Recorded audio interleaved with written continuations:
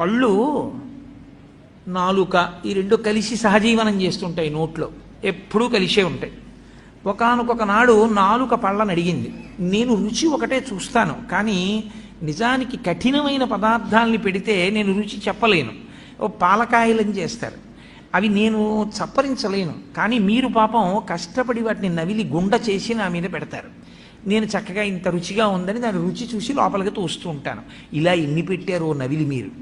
కాబట్టి మీరు నాకు ఎంతో ఉపకారం చేశారు, మీతో కలిసి ఉన్నందుకు నాకు ఈ ప్రయోజనం వచ్చింది. మీకు నేను ఏదైనా ఉపకారం చేద్దాం అనుకుంటున్నాను.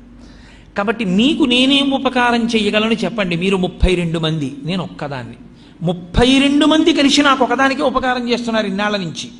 నేను ఒక్కదాన్ని మీ 32 మందికి కూడా ఏదైనా ఉపకారం చేస్తాను. ఏం చెయ్యమంటారని అడిగితే పళ్ళు అన్నాయి, మాకు నువ్వు చెయ్యగలిగిన ఉపకారం ఒకటే, మేము పెట్టినదంతా తిను చక్కగా, పనికి మాలిన మాటలు మాత్రం మాట్లాడకు. ఎందుకంటే నువ్వు పనికి మాలిన మాటలు మాట్లాడడం వల్ల ఊళ్ళో వాళ్ళు అంటున్నారు నీ పళ్ళు రాలగొడతానంటున్నారు. మేం చేసిన తప్పే.